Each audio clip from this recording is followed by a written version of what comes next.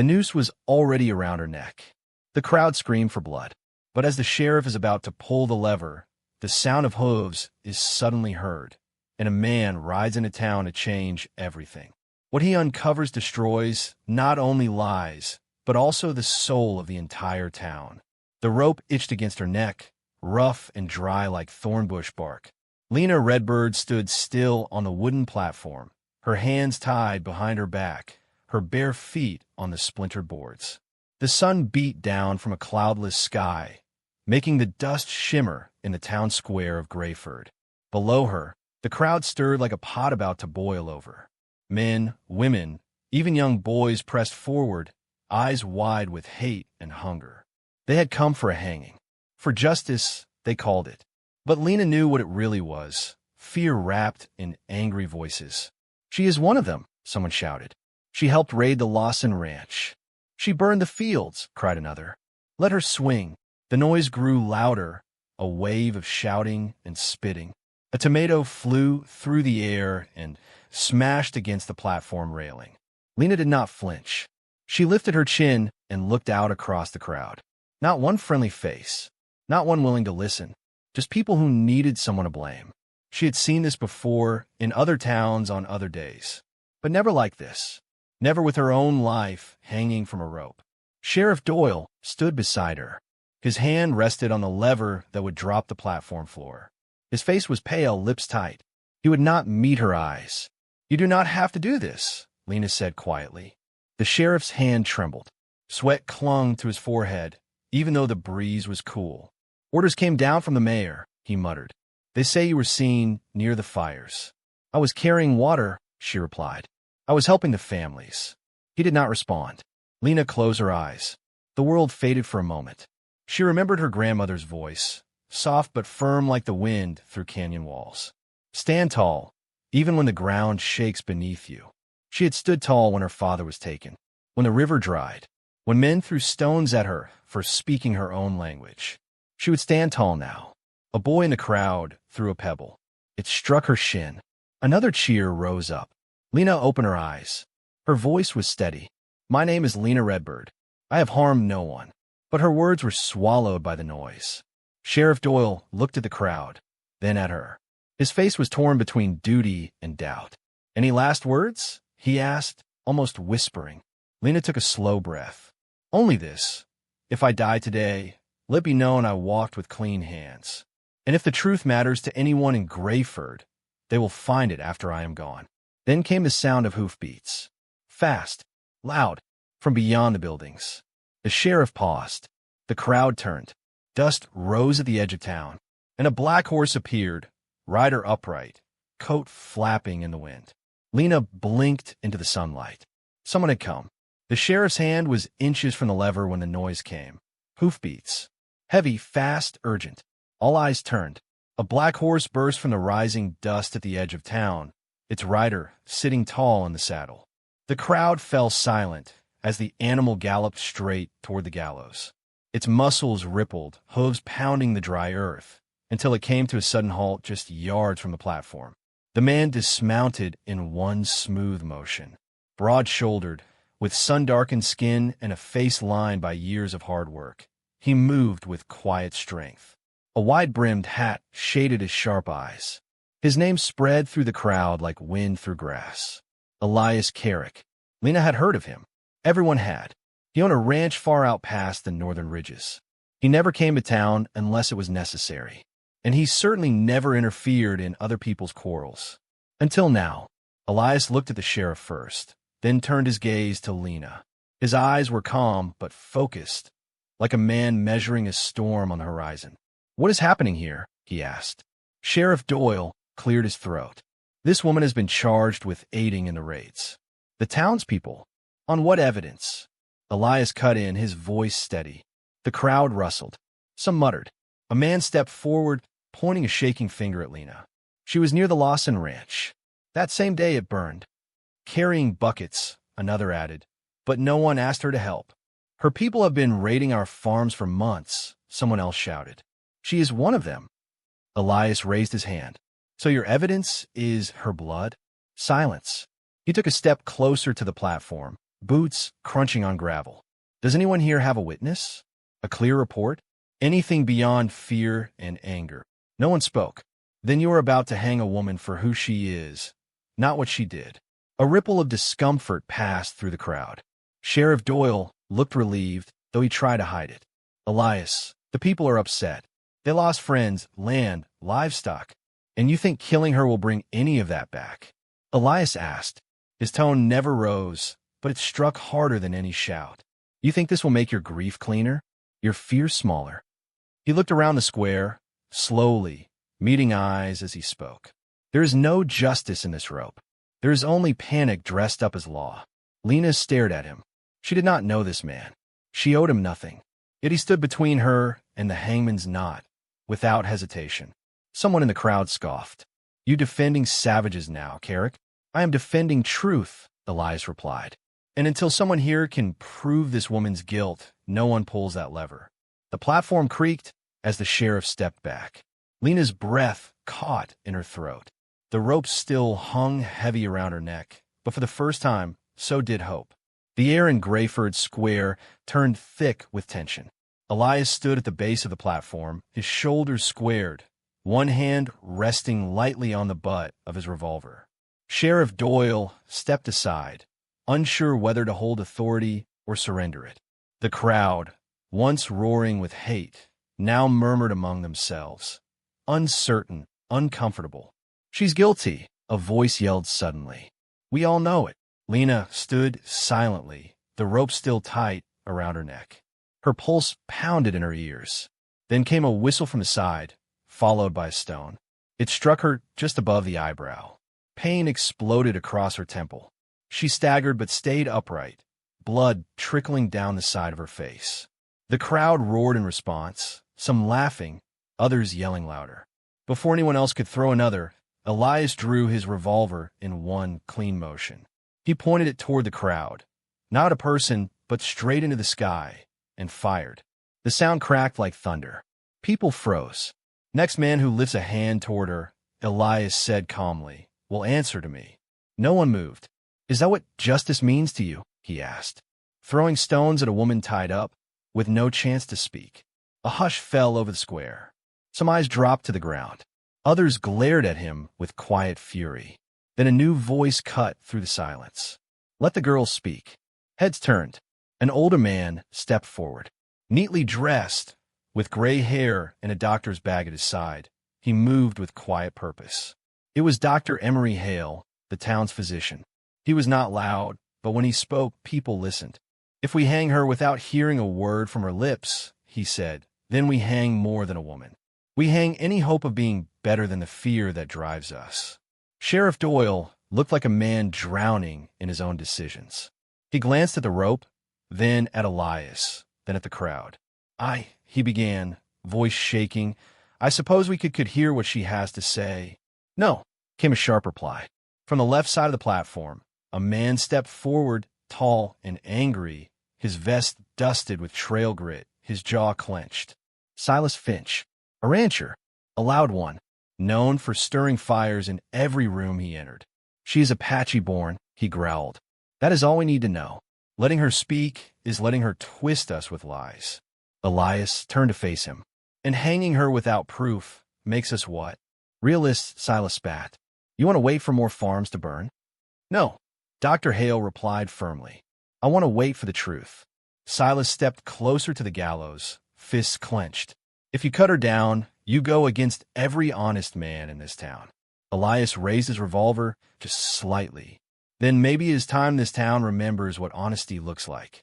Sheriff Doyle, trembling, climbed the platform stairs. Lina did not breathe. He reached up and, with shaking fingers, loosened the rope. For the first time in hours, she breathed without fear. Lina sat on the edge of the gallows platform, her hands no longer tied, the rope hanging limp behind her. Blood still trickled from the cut on her temple, and her wrists were red where the bindings had bitten deep. But she was free for now. The crowd had pulled back, forming a wide circle around the gallows. No one spoke. Some watched her with curiosity, others still with hate. But no one moved. Elias stood nearby, arms crossed, watching everything. Dr. Hale stepped closer, his voice calm. Miss Redbird, if you have something to say, now is the time. Lina nodded. Her voice was soft but clear. I was not here when the raids happened. I was 60 miles north, near Pine Hollow. Silas scoffed loudly. How convenient. Lina ignored him. She turned to the doctor. My aunt lives in the hills. She fell sick. I went to care for her. What kind of sickness? Dr. Hale asked, folding his hands in front of him. Fever, Lina said.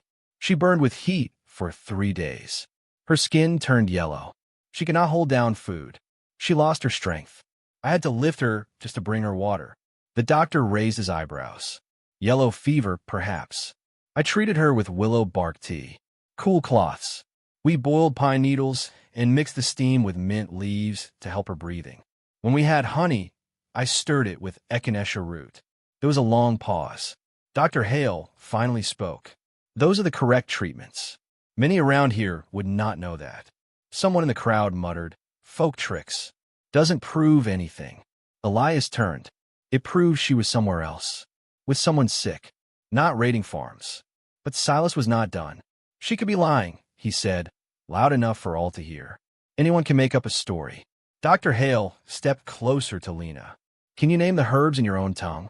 Lina nodded. She did, slowly, clearly, naming each one in her native language and then again in English. We learn early. My aunt was a healer. She taught me everything. The doctor turned back to the crowd. This woman has more medical knowledge than most settlers I know. That does not come from lying. That comes from experience. A low murmur moved through the people. Some shifted on their feet. A few looked at each other, eyebrows raised. Doubt had entered the room like wind through a cracked door.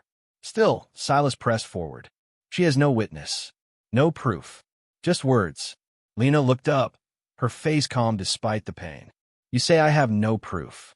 But you had none to hang me. That hit harder than any stone. Even a sheriff looked away. But Silas's jaw only tightened. Words will not clear your blood. Elias stepped beside her. Then maybe it is time someone else spoke the truth. The silence after Lina's words was heavy. The crowd stood still, some quiet with doubt, others tense with rising anger. Silas's face burned with frustration. He stepped forward again, ready to speak, when a sudden cry broke through the air. Wait! Stop! Please stop! Heads turned. Dust kicked up near the edge of the square as a young boy came running full speed, stumbling over his own feet. He looked no older than 11, his face streaked with tears and sweat, his hands clutching something tightly against his chest. Tommy, someone gasped.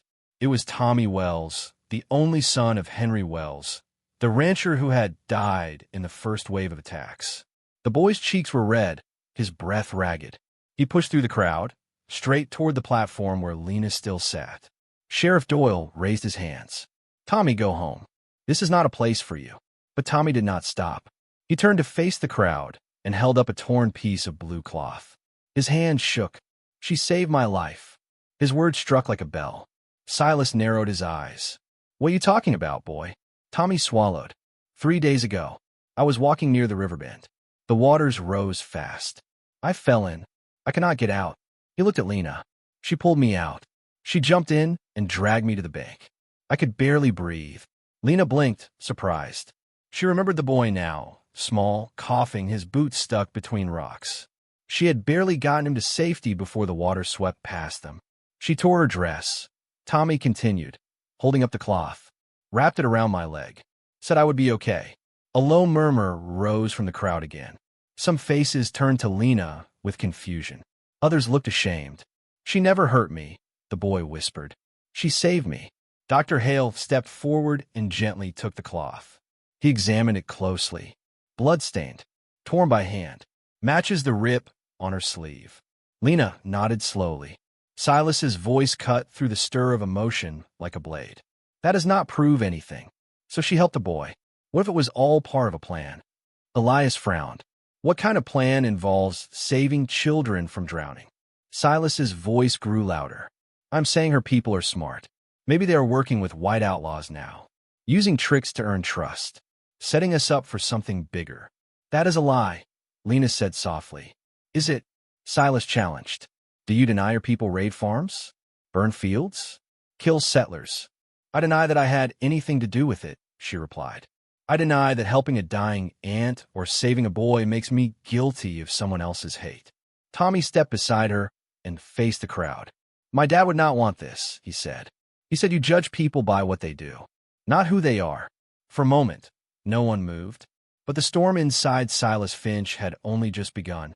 The crowd had quieted again, shaken by the boy's words. Tommy stood beside Lina like a small, brave soldier. Dr. Hale held the torn cloth. Sheriff Doyle looked as though he might collapse under the weight of uncertainty. But the next voice came from the back. Mind if I say something? Everyone turned. An older man stepped forward, dusty from the road, clothes worn thin, hat crushed in one hand. His beard was white, his face carved by time and hard sun. He walked with a limp, but held his head high. Name's Orrin Tully, he said, voice rough but steady. I work the claims near Dry Creek, up north. Silas sneered. We do not need a prospector's opinion. Orrin ignored him. I saw this young woman 4 days ago, he said, nodding toward Lina. She was at the water's edge, tending to an old woman who could barely sit up. He looked at the doctor. Sick as anything I have seen. Yellow eyes, shaky hands, skin like paper. Dr. Hale gave a slow nod. That matches what she told us. Orrin continued. I camped nearby for the night. Did not bother them. Figured they meant no harm. But I saw her carry that woman to the stream 3 times. I seen healers in my life, and she looked like one. A few people in the crowd murmured. Even the doubters glanced around now, uneasy. Then Orrin reached into his coat and pulled out a folded, dirt-stained paper. Also found this, not far from my camp, near an old fire pit. He handed it to the sheriff. Sheriff Doyle unfolded it carefully. The ink was smudged, but the names were clear. Johnson Ranch. Friday. Miller Farm. Saturday. Wells Ranch. Sunday. The crowd held its breath. Tommy gasped. That's our ranch. Doyle's hand shook. That is where Henry Wells was killed. Silas stepped forward. That proves nothing. Anyone could have written that. Written in clean English, Orrin pointed out. With neat letters. Not something I would expect from the people you blame. Elias stepped beside Lina, his voice calm but firm. The truth is right here. She was not near the raids. She was helping someone survive. And now we have proof that someone else planned those attacks. Lina looked out over the square. The faces were not full of fire anymore. Some looked pale. Some looked down. But Silas's face twisted with rage. You are all fools, he hissed. This changes nothing. Even if she was not there that day, she is still one of them. They are all the same. Dr. Hale raised his voice. No, you are wrong, Silas. You are seeing what you want to see. And you nearly hung an innocent woman because of it. Lina stood taller. The noose was gone, but the truth had just begun to tighten around someone else's neck. The crowd had begun to shift, feet backing away, eyes lowering, voices falling silent. Doubt had cracked open the mob like a dry branch. But Silas Finch stood firm in the dust, fists clenched, face red with rage. You're all being fooled, he barked. By her and by him. He turned, pointing directly at Elias. You want to know why this rancher is so eager to save her? Ask yourself why a man who never shows his face in town suddenly rides in the moment a rope touches her neck. People glanced at Elias, then at Lina. Silas sneered. Maybe he's got feelings for her. Maybe he wants something more than justice. Lina flinched. Elias did not. You're saying I risked my life, he said quietly, for desire? Silas stepped forward, his voice rising. I'm saying maybe you've lost your mind. Maybe you've got a taste for her kind. Gasps echoed through the square. Lina's breath caught. The hatred in Silas's words was no longer hidden. It was loud, open, bitter. You say I'm guilty by blood, Lina said, standing up slowly. Now you accuse him without proof too? Elias's face remained calm, but his eyes darkened. Careful, Silas. Why? Silas growled. Afraid the truth stings? No, Elias said, stepping forward. Afraid you're about to do something foolish. Silas's hand moved fast. Too fast. He reached for the pistol at his side, shouting, You protect her, you go down with her. But Elias was faster. His revolver was already in his hand before Silas's weapon cleared the holster. A single shot rang out. Silas cried out in pain as his gun spun through the air, landing in the dirt. Blood dripped from his hand where Elias's bullet had struck, not fatal, but enough to make the man drop to his knees. The square froze. No one spoke. No one breathed. Elias lowered his revolver. Next time you draw a gun on an innocent woman, or me, you may not walk away. Sheriff Doyle rushed forward, grabbing Silas and pulling him back. The townspeople were no longer angry. They were ashamed. They had nearly watched a woman die because they had not asked questions, because they had listened to one man's hate and believed it was justice. Dr. Hale looked around. We must be better than this. Tommy Wells stood quietly by the gallows, clutching the piece of cloth Lina had torn to save him. You all saw it, the boy said. She saved me. You protected her, and you let a man like that, he pointed at Silas, speak for you. Lina stepped forward, her voice low. This is not just about me. It is about what happens next. If truth means something here or not. The noose still hung above the platform. But now, it was not meant for her. It was a symbol of how close a town had come to killing the wrong person. And the fight was not over yet. The town of Grayford watched in silence as the dust began to settle. But justice had not yet been served. The truth had been uncovered, but the men who planned the raids were still free. Sheriff Doyle stood on the gallows steps, his face pale but firm. We cannot ignore this anymore, he said, holding up the list of names Orrin Tully had found. These attacks were planned. The guilty men are still out there. He looked at Elias, then at Lina. I am deputizing both of you for now. You know the land. You have earned the town's trust more than I have. Then he turned to Tommy. I cannot stop you from going, but understand, this is not a child's journey. Tommy's eyes did not waver. They killed my father. I need to see this through. Within the hour, the three of them rode out, Lina, Elias, and young Tommy Wells, into the hills north of town where the old mining trails twisted like veins through stone. The path was dry and steep. Lina rode slightly ahead, her eyes on the ground. She moved with quiet confidence, her gaze scanning the dirt, the brush, the trees. 3 horses, she said softly. 1 limping. Fresh tracks. No more than a day old. Elias nodded. That matches what we know. They are headed for Red Hollow. There is water there, Lina replied. And cover. Tommy rode behind them, silent. His fingers clutched the reins tightly. He wore his father's old hat, too big for him, but firm on his head. I remember my father saying that outlaws like shadows, he said quietly. But sometimes the truth burns through anyway. They reached the rim of a canyon by late afternoon. Smoke rose in the distance, thin, steady. Elias raised a hand. They are camped below. 3 men, I count. Armed. Lina scanned the rocks. We can surround them for both sides. But they will see you coming. Then we wait until night, Elias suggested. But Lina shook her head. Let me go now. Alone. Elias looked at her sharply. No, they will not expect me. They think I died with a rope around my neck, she said. To them, I'm just a woman. Harmless. Weak. That gives me the edge. Tommy leaned forward. You are not weak. Lina gave a small smile. They do not know that. Elias hesitated, jaw tight. 1 wrong move, and they will shoot you. Then I will not make a wrong move, she answered. With quiet steps, she dismounted and adjusted her shawl to hide her face. Dust rose as she walked down the narrow path toward the canyon's heart. Elias watched her disappear below. Tommy's hands gripped his father's rifle. Do you trust her? The boy asked. Elias did not look away. I trust what she stands for. And as the sun dipped low, casting long shadows over the red stone, the final stage of justice had begun, with a woman the town had nearly killed. The canyon was quiet, too quiet. Lina stepped carefully down the trail, her steps slow, unsure by design. Her shawl covered her face, her hand stayed open, empty. Below, the 3 outlaws sat around a campfire. One stirred beans in a pot. Another cleaned his rifle. The third sharpened a blade, his back against a fallen log. They looked up when they saw her. Well now, the one with the scar across his cheek grinned. Look what the dust blew in. Help, Lina said, keeping her voice shaky. My horse ran off. I need water. The scarred man stood and walked toward her. His boots crunched on the dry earth. He was tall, broad, and smelled of sweat and old whiskey. "You lost, little bird?" he asked. "This ain't safe country for a lady." She lowered her eyes. "I just need water." "You might need more than that," he said, reaching for her arm. His fingers grabbed her wrist.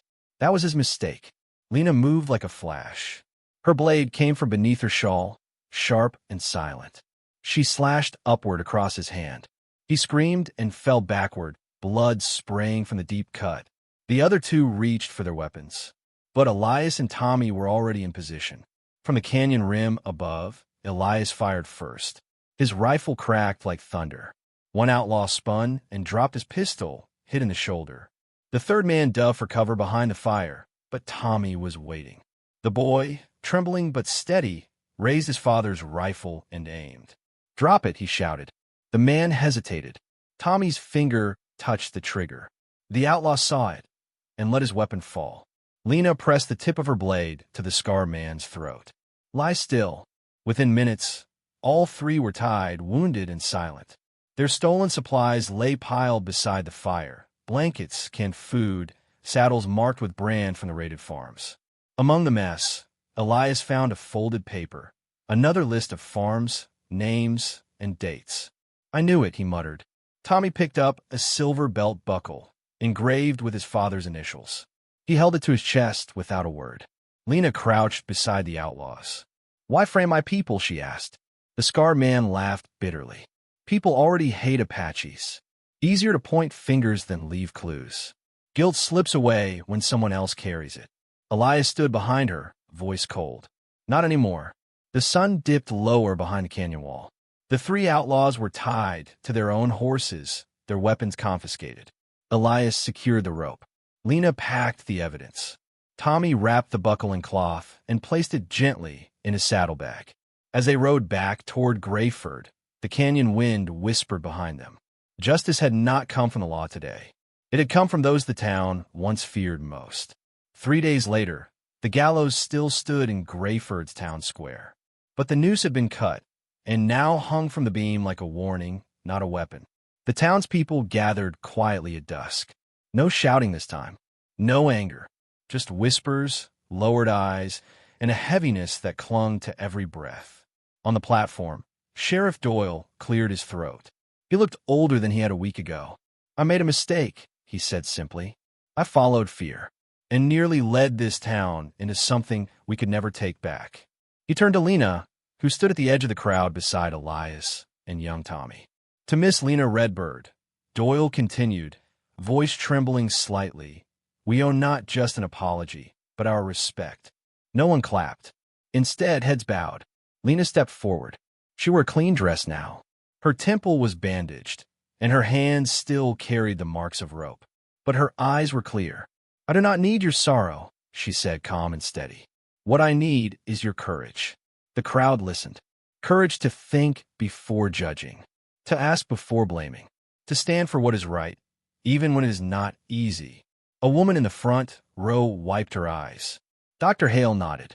Elias stepped beside her. He did not speak, but he placed a firm hand on her shoulder, and the meaning was understood. She was not alone anymore. Then Tommy stepped forward. In his small hands, he held something wrapped in soft cloth. "This belonged to my father," he said. "He always carried it, said it helped him find his way." He unwrapped it and held it out, an old brass compass, its needle still trembling with the wind. "I want you to have it." Lina looked at the boy, stunned. "I cannot take this." "Yes, you can," Tommy said. "You saved my life, and maybe you can help others find direction too." She took the compass with both hands. The crowd watched as she turned it in her fingers, the needle pointing north. For the first time, she smiled. Later that night, Sheriff Doyle and the town council asked Lina to stay, not as a warning, but as a bridge, to help settle disputes, to speak for those who were never given a voice before. She agreed. Elias stayed close, offering quiet support, always watching but never pushing. And Tommy? He returned home with his mother, but visited often. He asked Lina questions about herbs, healing, and the stars. He wanted to understand more than just revenge. He wanted to learn. The gallows remained in the square. But now, the rope swayed in the wind like a whisper. A reminder that fear can burn hot, but truth survives the flames. What do you think? Would this woman have survived if this one man hadn't had the courage to challenge an entire village? Have you ever experienced prejudice overcoming the truth? Let us know in the comments. If this story touched you, show it by liking it, subscribing to our channel, and sharing this video with someone who still believes in true justice.